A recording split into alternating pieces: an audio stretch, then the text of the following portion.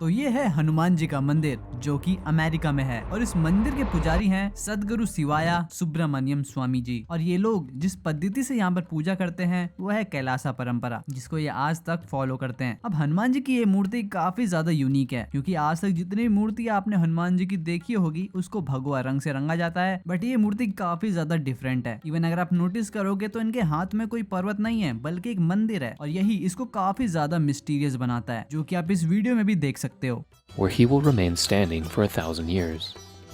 This culminated a project set in motion by Gurudeva Sivaya Subramania Swami in the 1990s. अब आपको हनुमान जी की कहानी तो पता ही होगी कि जब लक्ष्मण जी मूर्छित हो गए थे तो उनके लिए वो संजीवनी बूटी लेने गए थे और वहाँ से पूरा पर्वत ही उठा लाए थे। पर यहाँ पर एक मंदिर दिखा रखा है, पर ऐसा किस लिए? और यहाँ पर हनुमान जी हरे रंग के क्यों हैं? अब सिर्फ यही मिस्टीरियस नहीं है बल्कि जहाँ पर ये मंदिर बना है वो पूरा टापू अपने आप में बहुत अनोखा है। अब जहाँ पर ये टापू है वो अमेरिका के अंदर आता है और खासकर हवाई के अंदर। अब आपने हवाई का नाम जब भी सुना होगा वहाँ पर नाच गाना, पार्टीज, टूरिज्म और मौज मस्ती के लिए सुना होगा। और वहीं पर इस मंदिर की कहानी बहुत ही ज्यादा इंटरेस्टिंग है और उससे भी ज्यादा इंटरेस्टिंग है यहाँ पर हनुमान जी की इस मूर्ति का होना। अब इस मूर्ति को भारत के अंदर बनाया गया है और हनुमान जी की मूर्ति को बनाने का आइडिया गुरु जी के स्वप्न में आया था, जहाँ पर उनको एक विशालकाय, मजबूत और शक्तिशाली भगवान हनुमान जी की तराशी हुई मूर्ति बनाने का ख्याल आया, जो कि उनको शांत और शक्तिशाली दिखाता हो और उनके लेफ्ट हैंड में एक छोटा सा मंदिर होना चाहिए, बिल्कुल वैसा ही जैसे भगवान हनुमान हिमालय से जड़ी बूटियों को लेकर आए थे। और एक एग्जाम्पल होगा कि कैसे यहाँ पर इस मंदिर को लाया गया। इसी वजह से हनुमान जी की इस मूर्ति को ऐसा दर्शाया गया है और कैसे हनुमान जी ने भारत से एक मंदिर को कवाई के इस आइलैंड में लाके उसकी स्थापना करी। अब ये इसलिए भी जरूरी था ताकि जो सेकंड जनरेशन यहाँ पर आएगी और वे पूछेगी कि यहाँ पर ये मंदिर कैसे आया तो उनको एक कहानी सुनाई जाएगी। अब ये मंदिर पूरा चोला स्टाइल में बन रहा है, जो कि एक बहुत ही भव्य शिव जी का मंदिर होने वाला है और हनुमान जी ने ये खुद ही स्थापित करा है, ये उनको बताया जाएगा। और हनुमान जी की इस मूर्ति को बनवाने वाले भी भारत से हैं, द दोषी फैमिली। वो कैलिफोर्निया में रहते हैं, उनका नाम है तुषार और अलका और ये सारा पैसा, सारा खर्चा उन्हीं ने उठाया है। और जैसा कि मैंने आपको वीडियो की स्टार्टिंग में बताया था कि हनुमान जी की मूर्ति आई है, इसको भारत में बनाया गया था और भारत से लेके इसको हवाई तक लाने का सारा खर्चा इसी हिंदू परिवार ने उठाया है। और उन्होंने ये भी बताया कि वो हनुमान जी के परम भक्त हैं और जब वो कवाई आइलैंड पे आए थे तो उनको लगा कि यहाँ पर एक हनुमान जी का मंदिर होना चाहिए और उनकी मूर्ति भी होनी चाहिए। और वैसे ही जीवाराज शंकर और उनके दो बेटों ने इस काम को अपने हाथ में लिया और 13 फुट ऊंची इस मूर्ति को बनाने का काम शुरू कर दिया, जो कि चेन्नई के साउथ पट्टारी में चालू हो गया और बाद में इसको बेंगलुरु में लाया गया, जहां पर इस कारखाने में इसको कई सालों तक तराशा गया और फाइनली 2013 में इसका काम पूरा हुआ। उसके बाद उसको वहां से शिप कर दिया गया पूरे पत्थर के साथ और फिर से हनुमान जी की यात्रा चालू हो गई। जैसे उन्होंने समुद्र को लांगा था वैसे ही कई सारे सागरों को पार कर वो कवाई आइलैंड तक पहुंचे। महासागर को पार करना तो थोड़ा आसान था, पर वहां से इसको पहाड़ पे चढ़ाना काफी मुश्किल था, क्योंकि आपको ध्यान में रखना चाहिए कि ये 15 टन की मूर्ति थी। उसके बाद उनको मंदिर के पास ही 3 साल तक वहीं पर रख दिया गया, क्योंकि तब तक मंदिर का काम चालू था। पर उसके बाद एक बहुत ही बुरी खबर आई। जिस मूर्ति को इतना सारा पैसा लगा के, इतना सारा समय लगा के तराशा गया था, उसके अंदर एक दरार आ गई। और जो भी सनातन का थोड़ा जानता है, वहाँ पर जो खंडित मूर्तियां होती है उनको स्थापित नहीं करा जाता, उनकी पूजा नहीं करी जाती। और इतना बड़ा सफर तय करने के बाद सब लोग निराश हो गए। परंतु आशा का दूसरा नाम ही बजरंगबली है, जिन्होंने पूरी वानर सेना में बल भर दिया था। उनके लिए कलयुग क्या ही बड़ी बात है। उसके बाद सभी लोग लग गए इस मूर्ति को और भी ज्यादा अच्छा बनाने के लिए। अब इस मूर्ति को तो ठीक नहीं करा जा सकता था, पर लोगों को एक और भी ज्यादा अच्छा आइडिया आया कि क्यों ना इस मूर्ति को किसी और चीज में ढाल दिया जाए। जैसे कि आपने देखा होगा कि जब मोमबत्ती पिघलती है तो जिस भी स्ट्रक्चर में होती है उसका शेप ले लेती है। वैसे ही वहाँ के हनुमान भक्तों ने सोचा कि हम लोग हनुमान जी की इस मूर्ति का एक मोल्ड बनाएंगे और उसके अंदर ब्रोंज भर के हनुमान जी की ब्रोंज की सुंदर मूर्ति बनाएंगे, जिसके अंदर किसी भी तरह की कार्विंग करना बहुत ईजी हो जाएगा और इसको बनाना भी काफी ज्यादा आसान होगा, क्योंकि स्टोन कार्विंग बहुत ही ज्यादा महंगी पड़ती है और इसको बनाना भी आसान नहीं होता, क्योंकि इसके अंदर चेंजेस करना बहुत मुश्किल है। अब इसका काम यूएसए की एक कंपनी को दिया गया। अब उन्होंने हनुमान जी की मूर्ति का एक एक पार्ट को मोल्ड करा और इसको ब्रोंज में ढालने का काम स्टार्ट कर दिया। टोटल 29 पार्ट में इसको बनाया गया और इसको पूरा बनाने में 4 साल लग गए। यानी जो काम 2013 में खत्म हो जाना चाहिए था, अब उसको काम होते होते 2017 आ गया। तो देखा जाए तो हनुमान जी की इस मूर्ति को बनाने में भारत के इतने सारे कारीगर और यूएसए की इतनी ज्यादा स्किल्ड लेबर दोनों ने मिलकर इसको बनाया। अब ये 13 फुट ऊंचा ब्रोंज का हनुमान जी का भव्य स्टैचू आने वाले कई हजार सालों तक यहीं पर रहेगा और यहाँ की शोभा बढ़ाता रहेगा। पर अब बात आती है कि ये हनुमान जी की मूर्ति हरी कैसे है, क्योंकि ब्रोंज भी होगा तब ब्रोंज का कलर काफी ज्यादा डिफरेंट होता है। तो गुरुदेव जी ने बताया कि उन्होंने इसका रंग जेड पत्थर की तरह रखा है, जिसको काफी ज्यादा पवित्र माना जाता है, इसी कारण इसका रंग हरा है। और उसके बाद हनुमान जी की इस मूर्ति को